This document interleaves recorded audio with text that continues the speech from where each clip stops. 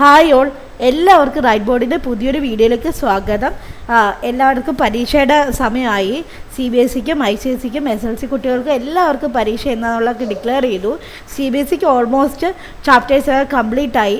ഇനി ആകെ 1-2 ചാപ്റ്റേഴ്സൊക്കെ നിങ്ങൾക്ക് തീർക്കാനുണ്ടാകത്തുള്ളൂ.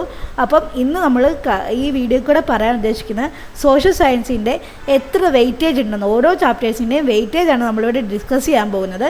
ഇനി മുതൽ റൈറ്റ് ബോർഡിൽ സോഷ്യൽ സയൻസിൻ്റെ ഈ വെയിറ്റേജ് അനുസരിച്ചിട്ടായിരിക്കും നമ്മൾ വീഡിയോസ് ഷെയർ ചെയ്യുന്നത്. അതിൻ്റെ അകത്ത് വളരെ കൃത്യമായിട്ട് എങ്ങനെ ആൻസർ എഴുതണം, ഏതൊക്കെ ചോദ്യങ്ങളാണ് വരാൻ സാധ്യതയുള്ളത്, പ്രീവിയസ് ഇയർ ക്വസ്റ്റ്യൻസ് അനലൈസ് ചെയ്യുന്നത് എങ്ങനെയാണ്, അതെല്ലാം നമ്മൾ ഡീറ്റെയിൽ ആയിട്ട് പറയുന്നതായിരിക്കും. അപ്പോൾ നമുക്ക് വീഡിയോയിലോട്ട് കിടക്കാം. അപ്പം ഹിസ്റ്ററി തന്നെ ആദ്യം നോക്കാം. ഹിസ്റ്ററിയിൽ ആദ്യത്തെ 2 ചാപ്റ്റേഴ്സാണ് ഏറ്റവും important. Rise of nationalism in Europe, nationalism in India. അതിൽ നിന്ന് 2 തന്നെ 5 മാർക്ക് ഉള്ള ചോദ്യങ്ങൾ ചോദിക്കും. ആ 5 മാർക്കിൻ്റെ ചോദ്യങ്ങൾ നിങ്ങൾ നല്ല കറക്റ്റായിട്ട് എഴുതിയാൽ തന്നെ നിങ്ങൾക്ക് 10 മാർക്ക് കിട്ടും.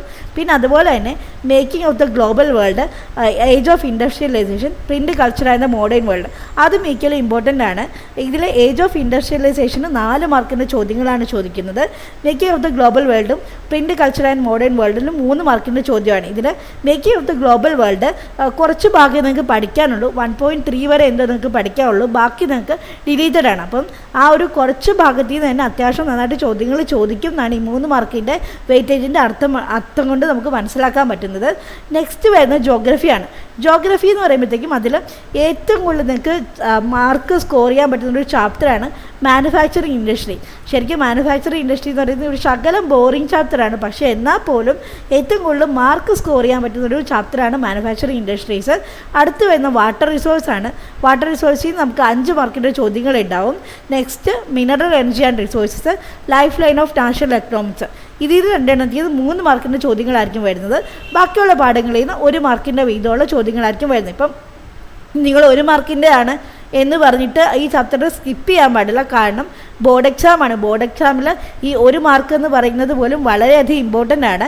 ഈ 3 ചാപ്റ്റർ 1 മാർക്കല്ലേ ഉള്ളൂ, ഇറ്റ്സ് ഓക്കെ എന്ന് പറഞ്ഞ് വിട്ട് കഴിഞ്ഞാൽ നിങ്ങൾക്ക് നഷ്ടപ്പെടുന്ന ചിലപ്പോൾ 3 മാർക്കായിരിക്കും. അപ്പോൾ അതുകൊണ്ട് നിങ്ങൾ ഒരിക്കലും അത് സ്കിപ്പ് ചെയ്യാൻ പാടില്ല. നിങ്ങളത് കറക്റ്റായിട്ട് പ്രീവിയസ് ഇയർ ക്വസ്റ്റ്യൻസോ അല്ലെങ്കിൽ സാമ്പിൾ ക്വസ്റ്റ്യൻ പേപ്പറോ ഒക്കെ നിങ്ങളൊന്ന് റെഫർ ചെയ്യേണ്ടത് വളരെ അത്യാവശ്യമാണ്.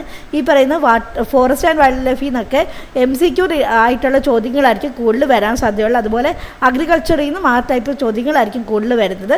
അതൊക്കെ നമുക്ക് ഇനിയുള്ള വീഡിയോസിൽ നമുക്ക് കൃത്യമായിട്ട് അതിൻ്റെ അനാലിസിസ് നടത്തി പോകാം. നെക്സ്റ്റ് വരുന്നത് പൊളിറ്റിക്സ് ആണ്. പൊളിറ്റിക്സിൽ ഏറ്റവും ഇമ്പോർട്ടൻ്റ് ആയിട്ടുള്ള പവർ ഷെയറിംഗ് ആണ്. പവർ ഷെയറിംഗ് എന്ന് പറയുന്നത് ചെറിയൊരു ചാപ്റ്ററാണ്, പക്ഷേ എന്നാൽ പോലും അതിൻ്റെ ഇമ്പോർട്ടൻസ് എന്ന് പറയുന്നത് വളരെ കൂടുതലാണ്. 6 മാർക്കിൻ്റെ ചോദ്യമാണ് പവർ ഷെയറിങ്ങിൽ വരുന്നത്. പവർ ഷെയറിംഗ് എന്ന് പറയുമ്പോഴത്തേക്കും അതിൻ്റെ അത് എക്സാമ്പിൾസ് ഉണ്ട്. ശ്രീലങ്കയുടെയും ബെൽജിയത്തിൻ്റെ എക്സാമ്പിളുണ്ട്. പിന്നെ എന്തുകൊണ്ടാണ് പവർ ഷെയറിംഗ് നല്ലത്, അത് ഈ രാജ്യങ്ങളെ വെച്ചിട്ട് കമ്പയർ ചെയ്തിട്ട് അങ്ങനെയുള്ള ചോദ്യങ്ങളൊക്കെ ഇതിൽ നല്ലപോലെ വരാൻ സാധ്യതയുണ്ട്. പിന്നെ അതുപോലെ പൊളിറ്റിക്കൽ പാർട്ടീസിൽ നിന്ന് ടൈം ലൈൻ ആയിട്ടുള്ള ചോദ്യങ്ങളൊക്കെ ചോദിക്കും. ഇപ്പം പാർട്ടീസിൻ്റെ പിന്നെ ഫോം ചെയ്ത വർഷം വെച്ചിട്ട് അത് മാറ്റിമറിച്ചൊക്കെ തന്നിട്ട് ഇതിലേത് പാർട്ടിയാണ് ആദ്യം ഫോം ചെയ്തത് ആ ഓർഡർ അനുസരിച്ചിട്ട് എഴുതാനൊക്കെയുള്ള ചോദ്യങ്ങൾ വരും. പിന്നെ അല്ലെങ്കിൽ ടൈം ലൈൻ ചോദ്യങ്ങൾ വരും. അങ്ങനെയുള്ള ചോദ്യങ്ങളൊക്കെ ആയിരിക്കും കൂടുതലും പൊളിറ്റിക്കൽ പാർട്ടീസിൽ നിങ്ങൾക്ക് പ്രതീക്ഷിക്കാൻ പറ്റുന്നത്. പിന്നെ ഫെഡറലിസം, പിന്നെ gender, religion and caste, outcomes of democracy. ഈ 3 ചാപ്റ്റേഴ്സ് ആണെങ്കിലും ഈക്വലി ഇമ്പോർട്ടൻ്റ് ആണ്. 3 മാർക്കാണ് ഇതിൽ നിന്ന് വരുന്ന ചോദ്യങ്ങൾ. അപ്പം പൊളിറ്റിക്സ് അത്യാവശ്യം നല്ല രീതിയിൽ തന്നെ പഠിക്കേണ്ട ഒരു ഭാഗമാണ്. കാരണം പവർ ഷെയറിങ്ങിന് 6 മാർക്കുണ്ട്. 6 മാർക്ക് എന്ന് പറഞ്ഞാൽ നിസ്സാരമായിട്ട് കാണാൻ പറ്റുന്നതല്ല. അത് നല്ലതായിട്ട് നിങ്ങൾക്ക് സ്കോർ ചെയ്യാൻ പറ്റുന്ന വളരെ ചെറിയൊരു ചാപ്റ്ററാണ്. അപ്പോൾ നിങ്ങളത് കൂടുതൽ ഫോക്കസ് കൊടുത്തിട്ട് പഠിക്കുക തന്നെ വേണം കേട്ടോ. അടുത്ത എക്കണോമിക്സ് ആണ്. എക്കണോമിക്സിൽ ഏറ്റവും കൂടുതൽ മാർക്ക് കിട്ടാൻ സാധ്യതയുള്ള സെക്ടേഴ്സ് ഓഫ് ദ ഇന്ത്യൻ എക്കണോമിയാണ്. Sectors of the Indian economy ആണെങ്കിലും ചെറിയ ചാപ്റ്ററാണ്, പക്ഷേ അതിൻ്റെ ഒരു വെയിറ്റേജ് എന്ന് പറയുന്നത് 7 മാർക്കാണ്. നെക്സ്റ്റ് വരുന്ന മണി ആൻഡ് ക്രെഡിറ്റ് ആണ്. മണി ആൻഡ് ക്രെഡിറ്റിൽ നിന്ന് പ്രീവിയസ് ഇയറിൽ ഇഷ്ടംപോലെ ചോദ്യങ്ങൾ ചോദിച്ചിട്ടുണ്ട്. അതിൽ ഇമ്പോർട്ടൻ്റ് ആയിട്ടുള്ള ഭാഗങ്ങൾ എന്ന് പറയുന്നത് ക്രെഡിറ്റ് എങ്ങനെയാണ് നെഗറ്റീവായിട്ടും പോസിറ്റീവായിട്ടും വർക്ക് ചെയ്യുന്നത്, പിന്നെ അതുപോലെ തന്നെ സെൽഫ് ഹെൽപ്പ് ഗ്രൂപ്പുകൾ, സ്വയം സഹായ സംഘങ്ങൾ, അതിൻ്റെ പ്രാധാന്യം, അതെങ്ങനെയാണ് റൂറൽ പോവർട്ടി നിർമ്മാർജ്ജനം ചെയ്യുന്നത്, അത്തരമൊക്കെ ചോദ്യങ്ങളാണ് കൂടുതലും മണി ആൻഡ് ക്രെഡിറ്റിൽ നിന്ന് വന്നിട്ടുള്ളത്.